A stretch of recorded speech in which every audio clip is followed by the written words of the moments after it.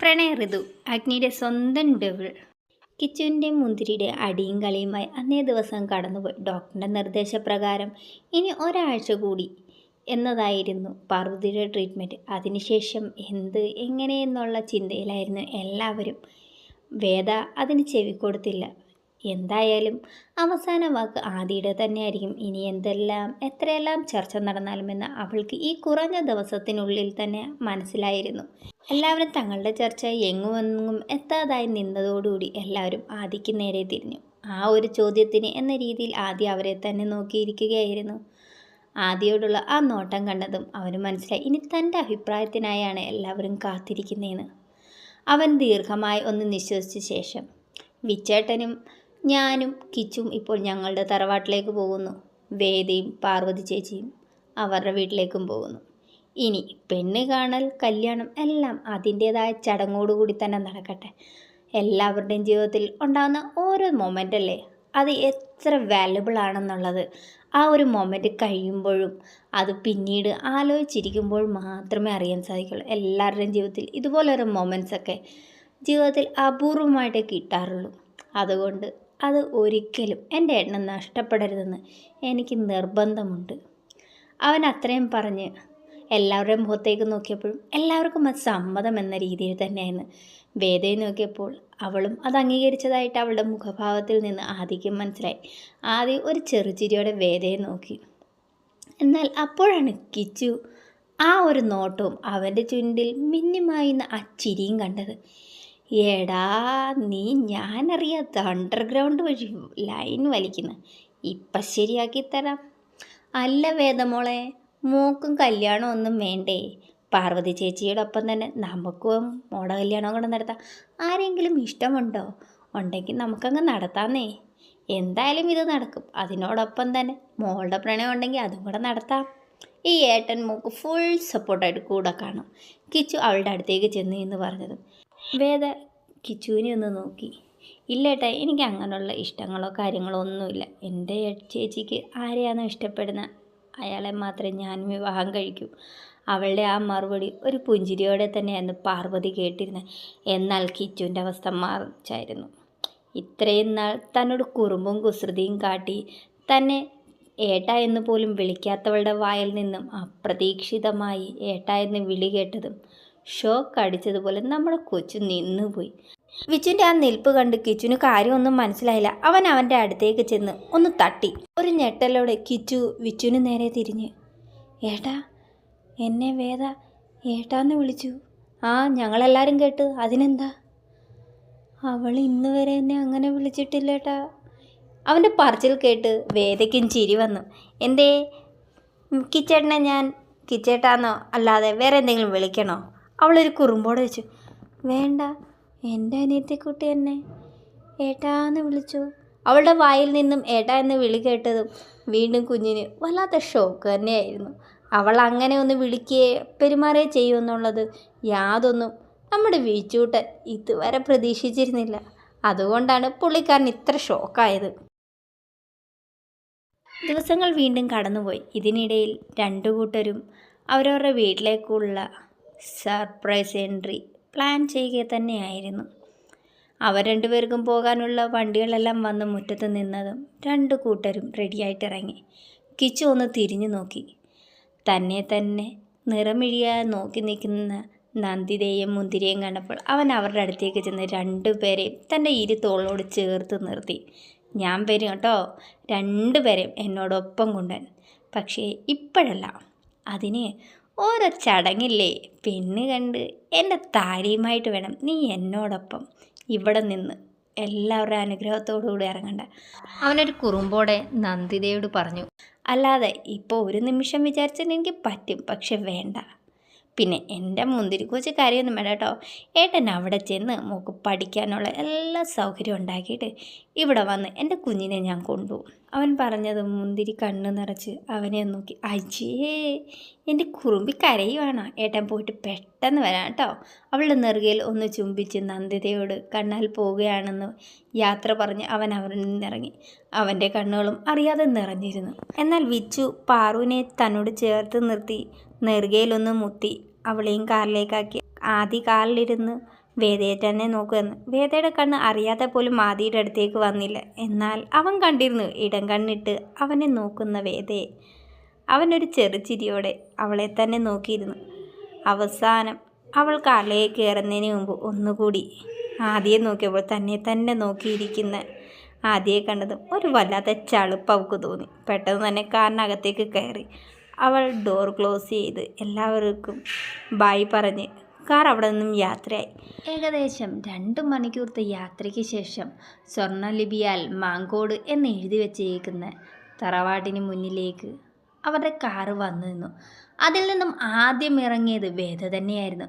മുറ്റത്ത് നിൽക്കുന്ന കാറിൽ നിന്നും ഇറങ്ങിയ വേദയെ കണ്ട് എല്ലാവരുടെയും മുഖം ഒന്ന് മങ്ങി. ഇവിടെ നിന്നും അടിച്ചിറക്കി വിട്ടവൾ എന്തിനിവിടെ വന്നിരിക്കുന്നു എന്നതായിരുന്നു ഭാവം. എന്നാൽ അല്പം പ്രായം ചെന്ന് മുഖമെല്ലാം ചുളിഞ്ഞ് ഒരു സ്ത്രീയും പുരുഷനും അകത്തു നിന്നും പുറത്തേക്ക് വന്നു. ഇരുവരും മുറ്റത്ത് കാലിൽ നിന്നും ഇറങ്ങി എല്ലാവരെയും വീക്ഷിച്ച് നിൽക്കുന്നവളെ കണ്ടതും അവരുടെ കണ്ണുകൾ ഒന്ന് വികസിച്ചു.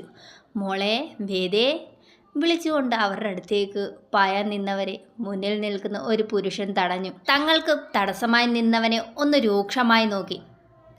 അപ്പോൾ തന്നെ അയാൾ എങ്ങോട്ട് പോന്നു? രണ്ടുപേരും ഇത്ര ധൃതിയിൽ? രണ്ടുപേരും കയറി അകത്തേക്ക് പോ. മാറി നിൽക്കണം മുന്നീന്ന്.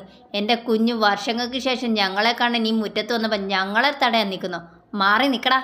എൻ്റെ കുഞ്ഞിനെ എന്ത് പറഞ്ഞ് ഇവിടെ നിന്ന് നീയൊക്കെ അടിച്ചിറക്കുന്ന നല്ല ധാരണയുണ്ട്. അന്ന് അവളുടെ ഭാഗത്ത് തെറ്റുണ്ടായിരുന്ന ഒരൊറ്റ കാരണം കൊണ്ടാണ് ഞാൻ മിണ്ടാതിരുന്നത്. ഇന്നെൻ്റെ കുഞ്ഞ് ഇവിടെ തിരിച്ചു വന്നിട്ടുണ്ടെങ്കിൽ മാങ്കോട്ട് തറവാട്ടെ ശ്രീവാസ്തവ ഇതുവരെ മരിച്ചിട്ടില്ല നിൻ്റെയൊക്കെ ഭരണവിടം നടത്താൻ. അതുകൊണ്ട് മുന്നിൽ നിന്ന് മാറി നിൽക്കണം. നീയൊക്കെ കാട്ടിക്കൂട്ടിയത് എന്താണെന്ന് നല്ലപോലെ അറിയാം. അവളിവിടെ ഉണ്ടെങ്കിൽ നിൻ്റെയൊക്കെ എല്ലാ കള്ളത്തരവും എൻ്റെ ചെവിയിൽ എത്തുന്നുള്ള ഭയം കൊണ്ടല്ലേ നീയൊക്കെ ഇന്നിപ്പോൾ അവളെ കയറുന്നതിന് തടയുന്നേ. നല്ല പോലെ എനിക്കറിയാം. ഇത്രയും പറഞ്ഞപ്പോഴേക്കും ആ പ്രായം ചെന്ന മനുഷ്യൻ വല്ലാതെ കിതയ്ക്കുന്നുണ്ടായിരുന്നു. അയാളുടെ പറച്ചിലും ആ ഇന്നോളം കണ്ടിട്ടില്ലാത്ത മുഖഭാവവും കണ്ടപ്പോൾ വല്ലാത്തൊരു ഭയം അയാളിലുണ്ടായി. കാരണം തങ്ങൾ എന്തിനാണോ അവരെ തടഞ്ഞത് അത് തൻ്റെ മുഖത്ത് നോക്കി പറഞ്ഞതും ഒരു മുഖത്തടി കിട്ടിയതുപോലെയായിരുന്നു. എല്ലാം മറിഞ്ഞുകൊണ്ട് തന്നെയാണ് ഇത്രയും നാൾ തങ്ങൾ പറയുന്നതെല്ലാം അനുസരിച്ച് നിന്നതെന്നും മനസ്സിലായതും. ഉയർന്നു വന്ന ദേഷ്യത്തെ അണപ്പല്ലുകളിൽ കടിച്ചമർത്തിക്കൊണ്ട് അയാൾ മുന്നിൽ നിന്നും മാറി നിന്നു. അതിനുശേഷം തങ്ങളുടെ മുന്നിൽ നിറകണ്ണുകളായി നിൽക്കുന്ന വേദയെ കണ്ടതും രണ്ടുപേരും അതിയായ സ്നേഹത്തോടെ അവളുടെ അടുത്തേക്ക് ചെന്നു. പടികൾ ഇറങ്ങാൻ അല്പം പ്രയാസപ്പെട്ടതും വേദ ഓടിച്ചെന്ന് അവരെ രണ്ടുപേരും മെല്ലെ പടികൾ ചവിട്ടാൻ അതിന് ഇറങ്ങാൻ പോലും സമ്മതിക്കാതെ അവർ രണ്ടുപേരും ചേർത്ത് പിടിച്ചു. അവളുടെ കണ്ണുകളും നിറഞ്ഞിരുന്നു. ഒരുപാട് കാലങ്ങൾക്ക് ശേഷമാണ് തനിക്ക് താങ്ങും തണലുമായി നിന്ന അവരെ രണ്ടുപേരെയും കാണുന്നത്. അവൾ അവരെ രണ്ടുപേരും കെട്ടിപ്പിടിച്ച് രണ്ടുപേർക്കും ഒരു ചുംബനം നൽകി. അതിനുശേഷം ഒരു ചിരിയോടെ മുത്തശ്ശനും മുത്തശ്ശിക്കും ഞാനൊരു സർപ്രൈസ് കൊണ്ടുവന്നിട്ടുണ്ട്, കാണണ്ടേ? എൻ്റെ കുഞ്ഞ് എന്താ സർപ്രൈസ് ഞങ്ങൾക്ക് കൊണ്ടുവന്നത്? എൻ്റെ മുത്തശ്ശനും മുത്തശ്ശി ഒരുപാട് കാണാൻ ആഗ്രഹിച്ച ഒരാളില്ലേ? അതിപ്പം നടക്കുമോ കുഞ്ഞാ? അതെന്തേ മുത്തശ്ശി? പാറൂസിനെ നമ്മൾ ഒരുപാട് ആഗ്രഹിക്കുന്ന കാണാൻ. അവൾ ഇന്നീ ഭൂമിയിലില്ലല്ലോ, പിന്നെ എങ്ങനെയാണ് ഞങ്ങളുടെ ആഗ്രഹം നീ സാധിച്ചിരിക? എന്നാൽ അതുകൊണ്ടല്ല, അങ്ങോട്ട് നോക്കിയേ. അത്രയും പറഞ്ഞുകൊണ്ട് അവൾ ആ കാറിലേക്ക് ചൂണ്ടിക്കാട്ടിയതും കാറിൻ്റെ മറുഭാഗത്തെ ഡോർ തുറന്ന് തങ്ങൾക്ക് മുന്നിൽ ജീവനും തേജസ്സും ഉള്ള ഒരു പെൺകുട്ടി നിൽക്കുന്ന കണ്ട് അവർക്ക് കണ്ണുകൾ അത്ര പോരായിരുന്നു. ആ പെൺകുട്ടി നടന്ന് അടുത്തേക്ക് വന്നത് പാറു മോളെ പറഞ്ഞുകൊണ്ട് രണ്ടുപേരും അവളെ തന്നോട് ചേർത്ത് എത്തി. എന്നാൽ ജീവനോടെ തങ്ങളുടെ മുന്നിൽ വന്ന് നിൽക്കുന്ന പാറുവിനെ കണ്ട് പലരുടെ മുഖത്തും പല ഭാവങ്ങളായിരുന്നു. എന്നാൽ ഇതെല്ലാം നോക്കിക്കണ്ടുകൊണ്ട് ഒരു ചിരിയോടെ നിൽക്കുകയായിരുന്നു വേദ. പലരുടെ മുഖത്ത് ഒരു ഞെട്ടലാണെങ്കിൽ മറ്റു ചിലരുടെ മുഖത്ത് ഒരു പുച്ഛവും മറ്റു ചിലരുടെ മുഖത്ത് തങ്ങൾ പ്ലാൻ ചെയ്ത് എന്തോ നടത്തി ഒരു നിർവൃതിയുമായിരുന്നു. ആ ഭാവത്തിൻ്റെ കാരണം എന്താണെന്ന് അവൾക്ക് മനസ്സിലായില്ല. അവളുടെ നെറ്റി ഒന്ന് ചുളിഞ്ഞു. പാറുവിനെ അന്ന് ആ സാഹചര്യത്തിൽ നിന്നും കണ്ടെത്തിയപ്പോൾ തനിക്ക് എന്തൊക്കെയോ ഒരു പൊരുത്തക്കേടുകൾ അന്നേ തോന്നിയിരുന്നു. പക്ഷേ പിന്നീട് പാറുവിന് ട്രീറ്റ്മെൻറ്റും കാര്യങ്ങളുമായി പോയതുകൊണ്ട് ആ ഒരു ചിന്തയുടെയോ ആ ഒരു സംശയത്തിൻ്റെ പുറയിലോ പോകാൻ തനിക്ക് കഴിഞ്ഞിരുന്നില്ല. പക്ഷേ ഇന്ന് ഇവരുടെ മുഖത്തെ ഈ ഭാവം കണ്ടപ്പോൾ തൻ്റെ ആ സംശയം ഒന്നുകൂടി ബലപ്പെടുത്തുന്നവയായിരുന്നു. മുത്തശ്ശൻ അവളുടെ അടുത്തേക്ക് വന്ന് അവളെ തട്ടി ഉണർത്തിയപ്പോഴാണ് ചിന്തകൾ മുഴുകിയെന്നവൾ ഉണർന്നത്. എന്താ മോളിങ്ങനെ ആലോചിച്ച് നിൽക്കുന്നത്? ഒന്നുമില്ല. അവൾ പ്രസന്നമായ ഒരു ചിരി അദ്ദേഹത്തിന് സമ്മാനിച്ച് അയാൾക്കൊപ്പം തന്നെ അകത്തേക്ക് കയറി. അവൾ വലതുകാൽ വെച്ച് തന്നെ അകത്തേക്ക് കയറി. വർഷങ്ങൾക്ക് ശേഷം ഇവിടെ നിന്നും ഇറങ്ങുമ്പോൾ താൻ ഒന്ന് ഉറപ്പിച്ചിരുന്നു, ഇനി താൻ ഈ പടി ചവിട്ടുന്നുണ്ടെങ്കിൽ തൻ്റെ അച്ഛനെയും അമ്മയും ഇല്ലാതാക്കിയവരെ മുച്ചൂടും തകർക്കാനുള്ള വരവായിരിക്കും ഇനി തൻ്റെ വരവെന്ന് അവൾ അത് മനസ്സിലോർത്ത് ഒന്നുകൂടി ഊട്ടിയുറപ്പിച്ചുകൊണ്ട് തന്നെ മാങ്കോട് തറവാട്ടിലേക്ക് തൻ്റെ വലതുകാൽ വെച്ച് തന്നെ കയറി. മുത്തശ്ശനോടും മുത്തശ്ശിയോടും ഓരോന്ന് സംസാരിച്ച് അകത്തേക്ക് നടക്കുന്ന സമയത്തായിരുന്നു അവളുടെ ഫോണിലേക്ക് ഒരു കോൾ വരുന്നത്. ഫോൺ നോക്കിയതും അവൾ ഗൂഢമായി ഒന്ന് ചിരിച്ചുകൊണ്ട് തന്നെ ആ ഫോൺ കയ്യിലെടുത്തുകൊണ്ട് മുത്തശ്ശനോടും മുത്തശ്ശിയോടും പുറത്തു പോയി സംസാരിച്ചിട്ട് വരാം എന്ന് പറഞ്ഞ് അവൾ പുറത്തേക്കിറങ്ങി. കുറേ നേരത്തെ സംസാരത്തിന് ശേഷം ഓക്കെ സാർ അത്രയും പറഞ്ഞുകൊണ്ട് അവൾ അകത്തേക്ക് കയറിയതും അവളുടെ സംസാരമെല്ലാം വീക്ഷിച്ചുകൊണ്ട് അവളെ തന്നെ രൂക്ഷമായി നിൽക്കുന്ന അവരെ കണ്ടതും അവൾ അവരുടെ അടുത്തേക്ക് ചെന്ന്, എന്താണപ്പച്ചി ഇങ്ങനെ നോക്കുന്നേ? നീ ഇത്രയും നേരം ആരോടാ സംസാരിച്ച് നിന്നത്? അത് അപ്പച്ചിയോട് പറയേണ്ട ആവശ്യമുണ്ടോ? ഉണ്ട്. എൻ്റെ മകനെ കൊണ്ട് നിന്നെ വിവാഹം കഴിപ്പിക്കാൻ പോകുന്ന കാര്യം നീ അറിഞ്ഞില്ലേ? ഓ, അപ്പച്ചിയുടെ ഒരു തമാശ. അപ്പച്ചിക്ക് അന്നേ ഞാൻ മറുപടി പറഞ്ഞില്ല. അപ്പച്ചിയുടെ നട്ടലില്ലാത്ത മോനെ കെട്ടാനുള്ള ഗതികേടൊന്നും ഈ വേദയ്ക്ക് വന്നിട്ടില്ല എന്ന്. അവളുടെ സംസാരത്തിലുണ്ടായ വ്യത്യാസം അവരെ വല്ലാതെ ഒന്ന് ഭയപ്പെടുത്തിയിരുന്നു. താൻ എപ്പോഴും ഇങ്ങനെ പറയുമ്പോൾ ഒന്നെങ്കിൽ അവൾ മുഖം തിരിച്ച് എവിടെ നിന്ന് പോവുക, അല്ല എങ്കിൽ എന്തെങ്കിലും ഒരു വാക്കിൽ പറഞ്ഞു നിർത്തും. പക്ഷേ ഇന്ന് അവളുടെ മുഖത്ത് പ്രകടമായി കാണുന്ന ആ മാറ്റം അവരെ വല്ലാതെയൊന്നും ഭയപ്പെടുത്തിയിരുന്നു. തങ്ങളറിയാത്ത എന്തോ ഒന്നുണ്ടെന്ന് അവർക്ക് മനസ്സിലായി. അവൾ പോകുന്ന വഴിയിലേക്ക് നോക്കി ദേഷ്യം അടക്കി അവൾ നേരെ തൻ്റെ മകൻ്റെ റൂമിലേക്കാണ് പോയി. ബെഡിൽ കിടന്ന് എന്തോ ആലോചിച്ച് കിടക്കുന്നവൻ്റെ അടുത്തേക്ക് നിന്ന്, നരേന്ദ്ര, ഇത്രയും നാൾ നീ അവൾക്കായി കാത്തിരുന്നു. ഇപ്പോൾ അവൾ നിന്റെ കയ്യെത്തും ദൂരത്തുണ്ട്. ഇനി ഒരു നിമിഷം പഴക്കാൻ പറ്റില്ല. ഇന്ന് തന്നെ അച്ഛനോടും അമ്മയോടും ഈ ഒരു കാര്യത്തെക്കുറിച്ച് സംസാരിച്ചേ പറ്റൂ. അവരൊരു വാശിയോടെ തന്നെ തൻ്റെ മകനോട് പറഞ്ഞു. അമ്മേ കൂൾ, അവളിന്ന് വന്ന് കയറിയതല്ല അവളൊന്ന് നല്ലപോലെ ശ്വാസം എടുക്കട്ടെ, അതിനുശേഷം നമുക്കിത് അവതരിപ്പിക്കാം. അമ്മ കേട്ടിട്ടില്ലേ, പയ്യെ തിന്നാം പനയും തിന്നാമെന്ന്. അവൻ്റെ ആ പറച്ചിൽ കൂടിയപ്പോൾ അവർക്ക് വല്ലാത്ത ദേഷ്യം ഉയർന്നു. നീ ഇവിടെ പനയും പഴഞ്ചൊല്ലും പിടിച്ചോണ്ട് നിന്നോ നരേന്ദ്ര? നീ വിചാരിക്കുന്ന പോലെയല്ല, പഴയ വേദയല്ല. ആ വേദയിൽ നിന്നും ഒരുപാട് മാറ്റം ഈ 2 വർഷം കൊണ്ട് അവളിൽ ഉണ്ടായിട്ടുണ്ടെന്നുള്ള പൂർണ്ണ വിശ്വാസം എനിക്കുണ്ട്.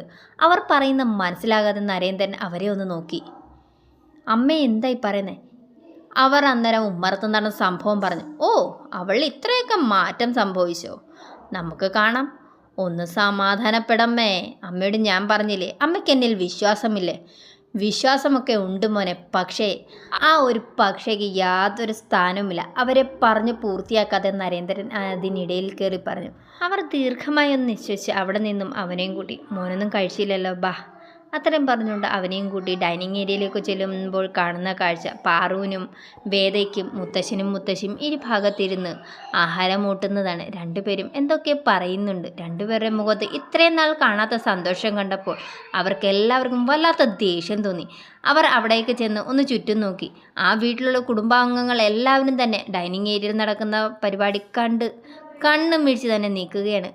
എല്ലാവരോടും കർക്കശക്കാരനായി നിൽക്കുന്ന മുത്തശ്ശൻ ഇവർ രണ്ടുപേരുടെ ഇടയ്ക്ക് ഇത്ര വാത്സല്യത്തോടെ സ്നേഹത്തോടെ സംസാരിക്കുന്ന എല്ലാവരിലും ഒരു അത്ഭുതം തന്നെ ഉണ്ടാക്കി.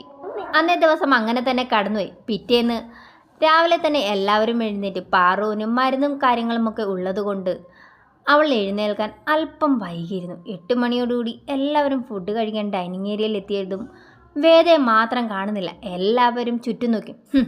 2 കൊല്ലം കൊണ്ട് സ്വന്തം ഇഷ്ടത്തിനല്ലേ ആഹാരം കഴിപ്പൊക്കെ. അന്നേരം ചിലപ്പം ഉച്ചമണിയും കെട്ടിയൊക്കെ ആയിരിക്കും എഴുന്നേൽക്കുന്നത്. അപ്പച്ചി തന്നെയായിരുന്നു പറഞ്ഞത്. നരേന്ദ്രൻ അവരെ ഒന്ന് രൂക്ഷമായി നോക്കി. എന്നാൽ അതേസമയം തന്നെ സ്റ്റെപ്പിറങ്ങി വരുന്ന വേദയിലായിരുന്നു എല്ലാവരുടെയും കണ്ണുകൾ. അവൾ അണിഞ്ഞിരുന്ന യൂണിഫോം വല്ലാത്തൊരു ഭയം അവളുള്ള പലരിലും നിഴലിച്ചു.